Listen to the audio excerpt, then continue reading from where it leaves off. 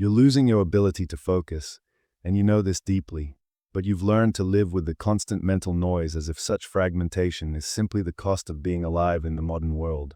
This video is for anyone who sits down to work and finds their mind scattered within minutes, those who feel their attention slipping away, drained by notifications and an endless stream of distractions. You're not lazy. You're not incapable. What you're experiencing represents the collision between your ancient mind and a world deliberately designed to fragment your concentration into 1,000 separate pieces. But here's what most people never discover. Your inability to focus is actually your brain's way of protecting itself from something you're not consciously aware of, and the moment you understand what it's protecting you from, the entire problem dissolves. The real problem isn't that you lack discipline or willpower. The real problem is that focus has been treated as something you must force, rather than something that naturally emerges when the right conditions exist. Think of focus like a river flowing through a landscape. A river doesn't need to be forced to flow when the terrain supports its movement. But in your life, the landscape has been engineered to create dams and diversions everywhere. Your nervous system lives in a state of constant low-level alarm, responding to threats that are digital rather than physical but feel absolutely real nonetheless. Every notification is a small predator. Every unread message is a tiny emergency signaling danger. Your brain is doing exactly what evolution designed. It's just that our ancestors never faced an environment this overwhelming and relentless. Yet there's a hidden mechanism beneath all this that explains why you struggle, and when you understand what's actually happening inside your nervous system, you'll realize that every distraction you've experienced was actually a perfectly rational response to conditions you've never properly addressed. Alan Watts pointed out something crucial. Most people spend their lives thinking about life rather than actually inhabiting their existence. He described this as a fundamental gap in human consciousness. This gap is where your focus dies and your attention scatters. You sit down to work, but a part of you is observing yourself working. Another part is anxious about whether you're doing this correctly. Yet another part is comparing your effort to some imagined standard of excellence. You've split yourself into fragments. There's the part that's supposed to work, the part that's judging the work, the part that's worried about the work, and the part that's already moved ahead, thinking about what comes next. Your attention cannot remain whole when you're fragmented into these competing inner voices demanding your awareness. But what's fascinating is that this fragmentation has a specific origin, and once you trace it back to its source, you'll discover that the voice judging your work was never your own voice. It was someone else's expectation that you've been living inside of without realizing. When you watch a young child focus on building with blocks, you're watching something pure and uninterrupted. The child doesn't divide their consciousness. They are not trying to build while stressing about doing it perfectly. They simply build. Their mind and their action are unified.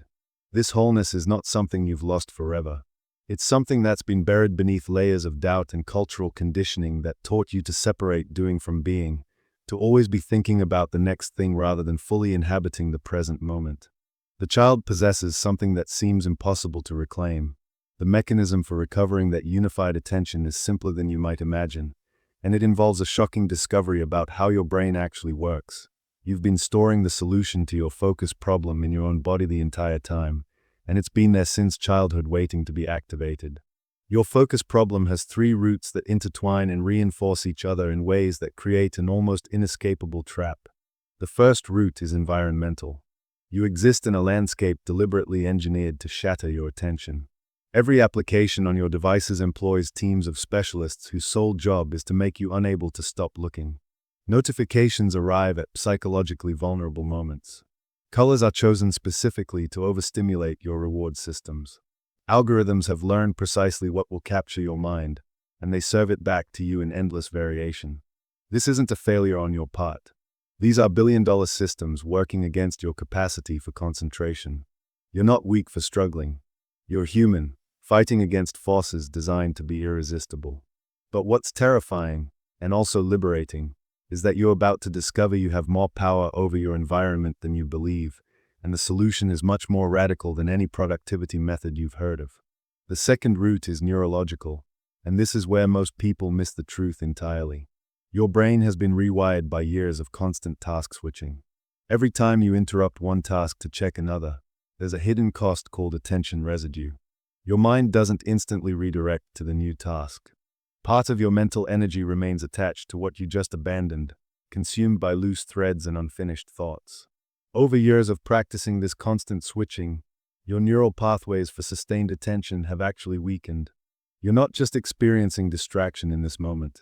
You've been training your brain, through thousands of repetitions, to become progressively worse at deep focus.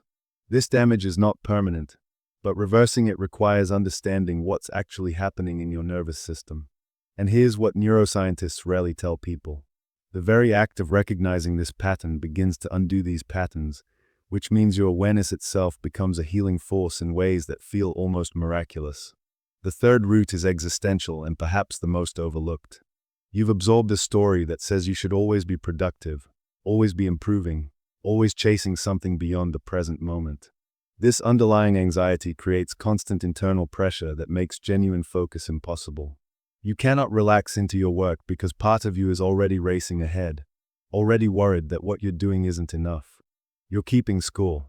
You're performing focus rather than actually experiencing focus. Alan Watts observed that modern society suffers from a peculiar disease, the constant striving to become different, to improve, to reach towards some future version of yourself that's always out of reach. This disease has invaded your relationship.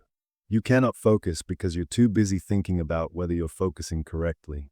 But on the other side of this realization is a state of awareness so different from what you're used to. Now here's the essential insight. Focus is not primarily about willpower or discipline. Deep and sustainable focus emerges when three conditions align. First, your external environment must actively support concentration. Second, your nervous system must feel safe enough to relax and settle. Third, your internal relationship with the task must be clear and free of conflicting agendas. Without these three foundations together, willpower becomes exhausting performance that drains your energy while producing diminishing returns. Your phone must completely leave your workspace during focused work, not silenced, not in a drawer, but completely removed. Your workspace should contain only your current task and necessary tools. Close every browser tab except those directly related to your work.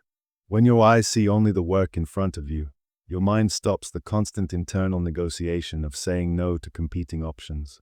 That endless refusal is what exhausts you. Remove the choices and you remove the fatigue. But here's what most people don't anticipate.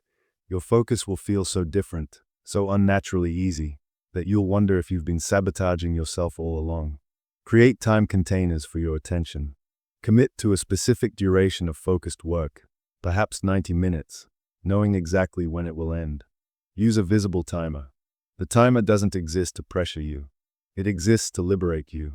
When you know you only need to focus for 90 minutes rather than indefinitely, your nervous system relaxes. You're not committing to a marathon. You're committing to 1 mile. This shift transforms your experience. After 90 minutes, take a genuine break. Move your body. Step outside. Let your mind wander completely. Your brain works in cycles of effort and recovery, just like your muscles when you exercise. Here's what contradicts everything you know but is still true. Remove the expectation of continuous focus from your identity. You've likely internalized the belief that productive people maintain perfect concentration for 8 straight hours. This belief is fundamentally false and sabotages you every single day. The human brain's optimal performance emerges through cycles. World-class athletes don't maintain maximum intensity all day. They train hard, rest deeply, then train again. Your attention operates identically. When you finally accept this reality, you stop fighting your own nature. Acceptance isn't the end. It's where real transformation begins, because once you stop resisting how your brain actually works, you unlock depths of focus that seemed impossible before. Your nervous system needs to feel safe before you can ever truly focus. This explains why you struggle with concentration despite best intentions. Your nervous system is vigilant, waiting for dangers arriving through notifications or messages. You cannot force yourself to focus when your physiology is stuck in protective posture. The solution is to actively create genuine safety, a specific time window when no one will interrupt you, silencing every possible notification, and setting expectations with people around you. Your nervous system needs permission to believe this time is truly protected. And here's the secret that changes everything. The moment your body truly believes it's safe, your focus will arrive on its own without any force. Alan Watts spoke about how we've inherited the idea that relaxation must be earned through productivity, that rest is only valid after working hard enough. This creates a vicious cycle where you can never actually relax because you're always thinking about the next obligation. True focus requires true rest. You need to know in your bones that when your focus time ends, you have genuine permission to do nothing, to let your mind wander, to accomplish nothing for a period of time. This permission is not laziness. It's the neurological requirement for your attention to recover for the next cycle of deep work. But what's astonishing is that this simple permission, this radical acceptance that rest isn't something to earn, becomes the gateway to sustained focus you've never experienced. Your internal relationship with the task is the third foundation. You cannot focus on something while simultaneously resisting it. You cannot focus on work while part of you desperately wants to be elsewhere. You cannot focus on a project while believing it's a waste of time. This internal conflict creates what you experience as distraction. Distraction is really just this conflict manifesting as a scattered mind. Before you sit down, ask yourself genuinely, do I choose to do this right now? If the answer is no, then either change your task or change your choice. The answer must shift from obligation to genuine choice. The moment you make this shift, the moment you choose rather than comply, something remarkable unfolds that will seem almost magical. Sometimes you discover you genuinely do not want to do this particular task. That's important information that most productivity systems encourage you to ignore. Many focus problems come from trying to concentrate on things you've never actually chosen for yourself. You're working on projects someone else assigned. You're pursuing goals that sounded good intellectually but don't connect to anything you truly care about. The mind rebels against this falseness by scattering, seeking escape, finding every possible distraction. This is not weakness. This is wisdom. Your attention is telling you something is misaligned.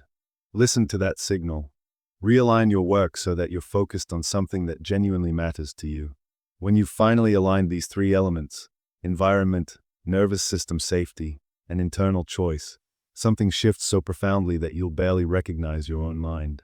Focus becomes less like a battle and more like natural flow. Your mind stops fighting itself. Your body feels safe enough to release the protective tension it's been holding. In this state, time disappears. Hours feel like minutes. You look up and realize that deep work has happened almost effortlessly. This is not because you've finally developed superhuman discipline. It's because you've stopped working against yourself. But there's another layer that most people never reach, a state of consciousness where the boundaries between struggle and calmness completely dissolve. There's a meditation practice in Zen Buddhism that Watts often referenced, where the student learns that the problem and solution are two sides of the same coin. Your inability to focus is not the problem. Your endless attempt to fix your inability to focus is the problem. The moment you stop fighting distraction and understand why it happens, focus returns on its own. You're not trying to achieve focus anymore. You're simply removing what was blocking it from flowing naturally. One more shift awaits you. Begin to notice the quality of your attention in small moments. When you walk, feel your feet on the ground. When you listen to someone, actually hear them. These micro-practices of complete attention train your nervous system to recognize what genuine focus feels like. Each moment of genuine attention is an investment in your capacity for deeper focus. The surprising part is that this investment begins yielding benefits instantly. You'll notice that even conversations become richer, that your entire experience of existence begins to transform. Here's the paradox. When you stop trying so hard to be focused, focus naturally emerges. The struggle itself was the obstruction. Your relentless struggle to improve your focus was actually preventing it from occurring. The moment you recognize that focus is not a destination but a natural state that emerges when obstacles are removed, everything changes. You become curious about your distraction instead of being angry at yourself. You observe the conditions that fragment your attention instead of judging yourself. Your capacity for deep focus is still there, intact, waiting. It hasn't been destroyed. It's been buried beneath layers of environmental noise, nervous system dysregulation, and internal conflict about what you're actually doing with your life. The good news is that each layer is removable. You can simplify your environment. You can create safety for your nervous system. You can realign your work with your genuine values. As you address these roots, focus will return. Not because you've become a different person, but because you finally stopped doing the things that prevented your natural capacity for attention from expressing itself. This is the real fix, not another productivity app, but an understanding that your attention reflects your entire life circumstances. Fix the circumstances and the attention fixes itself. Simplify your environment. Protect your nervous system. Choose work that matters to you. Then watch as focus returns naturally, effortlessly, like water finding its level. And when this happens, when you finally experience what genuine focus feels like, you'll understand that the entire struggle was unnecessary, that you possess the power to create this all along, and that realization will change not just how you work but who you understand yourself to be.